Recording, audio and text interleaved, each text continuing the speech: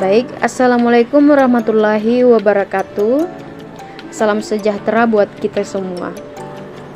Baik, perkenalkan kami dari kelompok 3 yang beranggotakan Najma Rahim, saya sendiri, Sarah Putri Aninda, dan Afni Oktavia.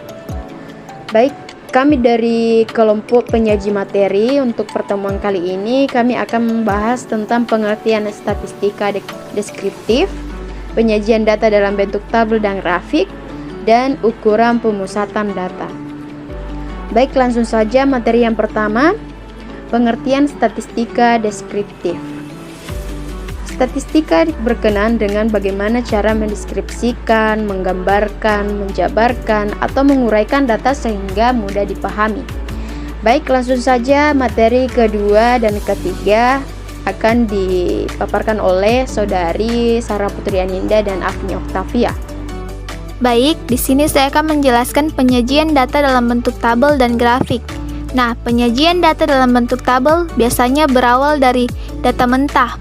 Nah, ini ada contohnya data mentah dalam bentuk kualitatif. L dikategorikan sebagai laki-laki, sedangkan P dikategorikan sebagai perempuan.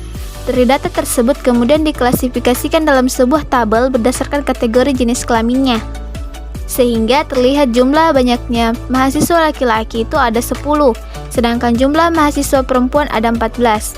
Sehingga tabel ini disebut tabel klasifikasi tunggal, karena hanya mengklasifikasikan satu kategori saja, yaitu jenis kelamin.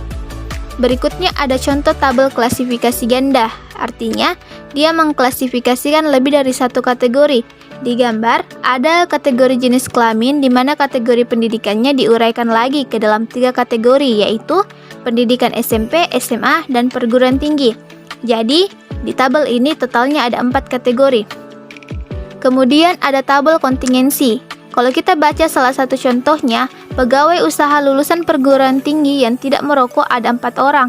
Jadi, tabel ini menunjukkan hubungan antara 2 faktor atau 2 variabel kategori.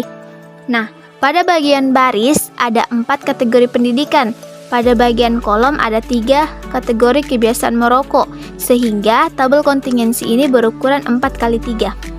Selanjutnya grafik.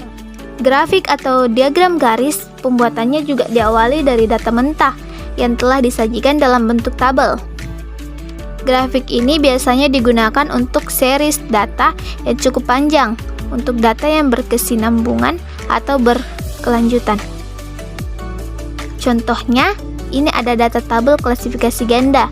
Kategorinya ada 2, maka ada 2 garis yang dapat dibentuk sesuai series datanya masing-masing. Kemudian ada contoh grafik lagi dengan kategori tunggal. Nah, 2 grafik yang ada ini hanya contoh untuk data bulanan yang tidak sampai 2 tahun. Jadi, series datanya termasuk pendek. Sumbu X sama-sama menunjukkan kategori waktu dan sumbu Y menunjukkan nilai datanya. Ukuran pemusatan data tunggal. Ukuran pemusatan data merupakan ukuran untuk memberikan gambaran wakil data dari sampel yang diambil, yang selanjutnya akan mewakili populasi. Ukuran pemusatan data ada 3, min, median, dan modus. Min atau rata-rata. Min adalah jumlah semua nilai data dibagi dengan banyaknya data. Misalkan kita mewakili data berukuran N dengan nilai X1, X2 sampai dengan Xn, maka diambil rumus X bar sama dengan X1 ditambah X2 tambah X3 sampai ditambah Xn per N. Jika data dalam bentuk tabel distribusi data tunggal berbobot, maka rumusnya X bar sama dengan sigma F dikali X per sigma F. X sama dengan rata-rata, N sama dengan banyaknya data, dan F sama dengan frekuensi. Contoh, diketahui data 25221633. Tentukan minnya.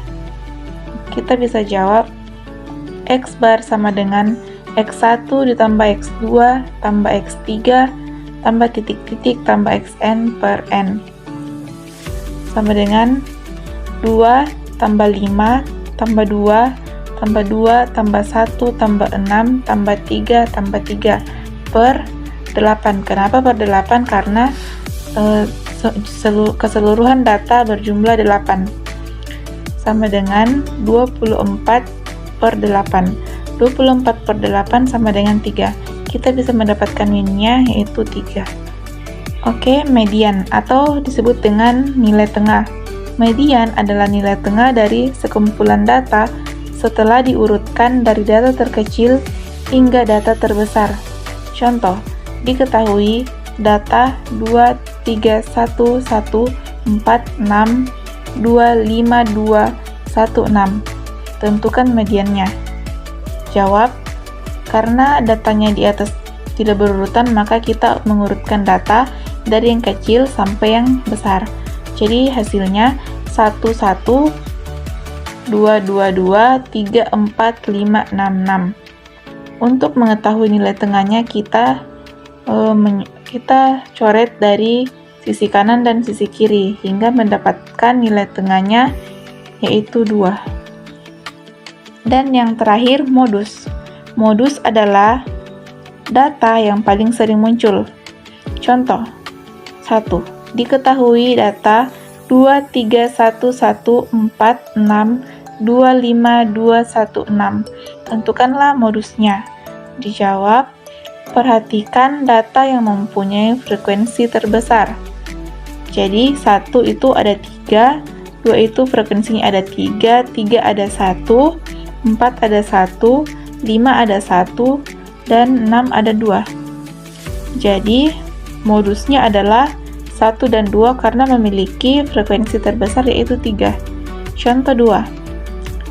Contoh 2 ini merupakan tabel. Jadi tentukan modus dari tabel di samping. Kita bisa lihat frekuensi yang terbesar di tabel tersebut adalah 3. Jadi modusnya adalah 4 dan 5. Bisakah nilai min dan nilai median sama pada saat perhitungan statistik? Jawabannya, median dapat digunakan untuk menentukan perkiraan rata-rata, tetapi tidak bisa disamakan dengan min. Bagaimana cara kita agar dapat dengan mudah menentukan modus sebuah data? Jawabannya, adapun cara menghitung modus adalah dengan mencari nilai yang paling sering muncul pada sebuah data. Dengan kata lain, mengurutkan nilai sebuah dari data rendah ke tinggi, yang mana nilai yang paling banyak disebut merupakan modus dari data tersebut. Apa yang terjadi jika min, media, dan modus nilainya sama? Jika Apa yang terjadi jika min, media, dan modus nilainya sama? Jika min, media, dan modus nilainya hampir sama atau berdekatan satu sama lain, maka kurva dari kata tersebut akan dikatakan mendekati simetrik atau zero-skenes. Baik, itulah tadi pemaparan dari kelompok kami beserta pertanyaannya. Sekian dan terima kasih.